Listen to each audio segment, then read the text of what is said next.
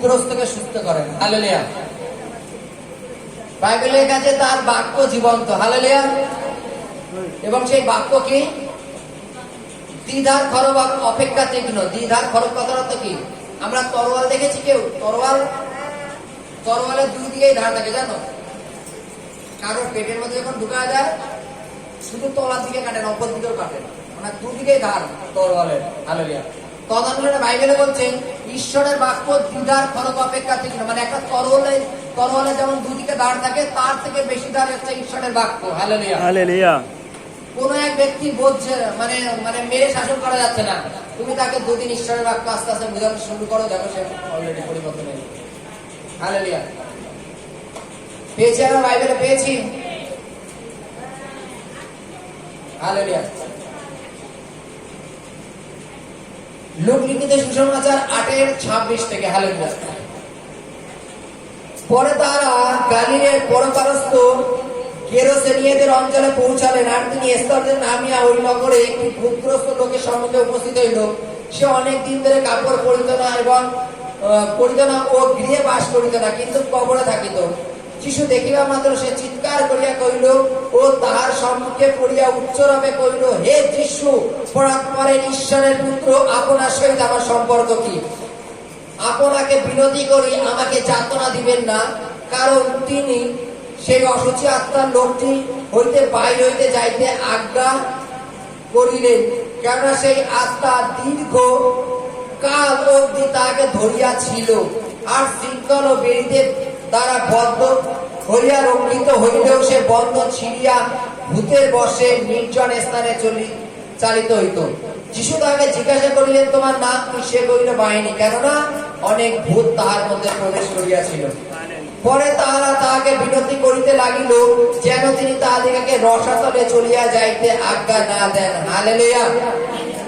সেই স্থানে পর্বতের উপরে বৃহৎ এক শূকর পাল চলিতেছিল, তাহাতে ভূতগণ তাহাকে বিনতি করিল যেন তিনি তাহাদিগকে শূকরের মধ্যে প্রবেশ করিতে অনুমতি দেন। তিনি তাহাদিগকে অনুমতি দিলেন। তখন ভূতগণ সেই লোকটি হইতে বাহির হইয়া শূকর দিগের মধ্যে প্রবেশ করিল। তাহাতে সেই পাল বেগে ভালু পাড় গিয়া দৌড়ে গিয়া হ্রদে পড়িয়া ডুবিয়া মরিল। এই ঘটনা দেখিয়া যারা সেগুলি চড়াইতেছিল তারা পলায়ন করিল এবং নগরে ও পল্লীতে সংবাদ দিল। হালেলুয়া। হালেলুয়া। গুরুত্বপূর্ণ বিষয় কি জানো? হালেলুয়া। যিশু একজন ভূতগ্রস্তকে সুস্থ করেন, এই বিষয়ে যখন আমরা পড়লাম, বাইবেলে একটা ভূতের বর্ণনা দেওয়া আছে, একটা ভূতগ্রস্ত লোকের বর্ণনা দেওয়া আছে। কারণ ভূত তো আত্মা হয়, তাই তো নাকি? ভূত বলে কিছু আছে? নেই তো নাকি? নেই তো? আচ্ছা, হাত উঁচু করে কে কে না বলছি আমরা? ভূত আছে। চলো, হালেলুয়া। ভূত আছে। হালেলুয়া। আচ্ছা, কে কে দেখতে চান? আচ্ছা আচ্ছা, জাস্ট এক মিনিট। দিদিরা বলছে যে উনি ভূত দেখতে চান। আচ্ছা, জগতে চোর আছে জানেন? চোর না থাকলে পুলিশ থাকতো না, আইন কানুন থাকতো না। চলো, হালেলুয়া। আচ্ছা, তার আগে আমি একটা কথা বলি। আপনি কোন ভগবানকে মানেন? হ্যাঁ, ভগবান আছে।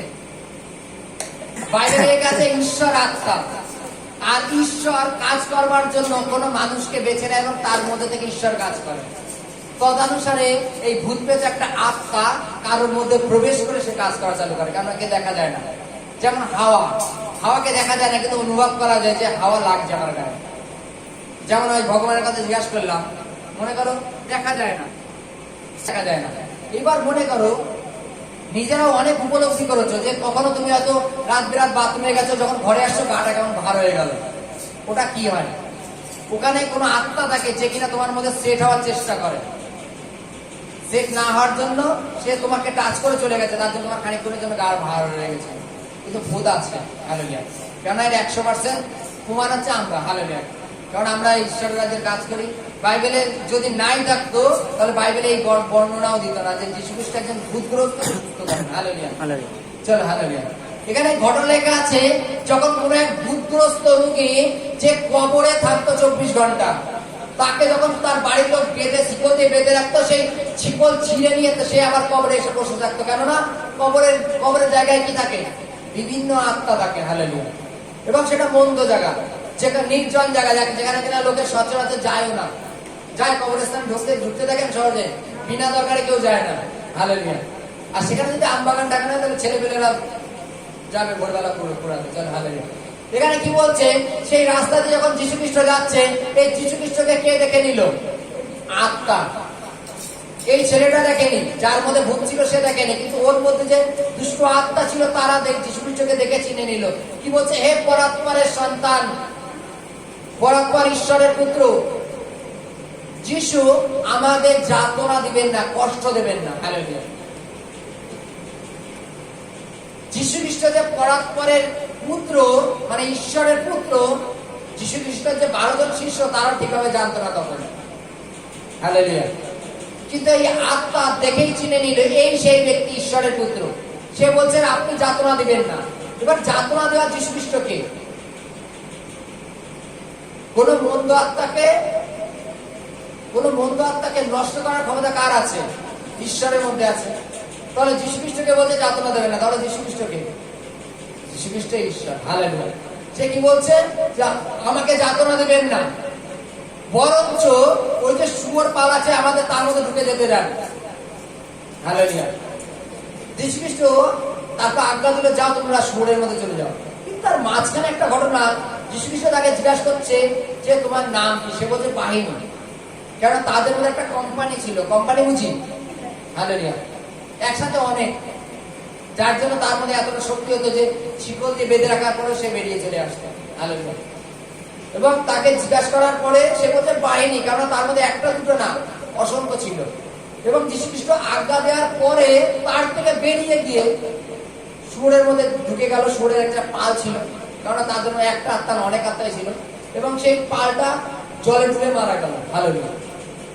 এবং যারা শুয়োর চড়াচ্ছিল তারা তাদের গ্রামে গিয়ে তাদের ঘটনা প্রকাশ করলো যে এই ঘটনা হয়েছে। কিন্তু সবচেয়ে গুরুত্বপূর্ণ বিষয় কি জানো?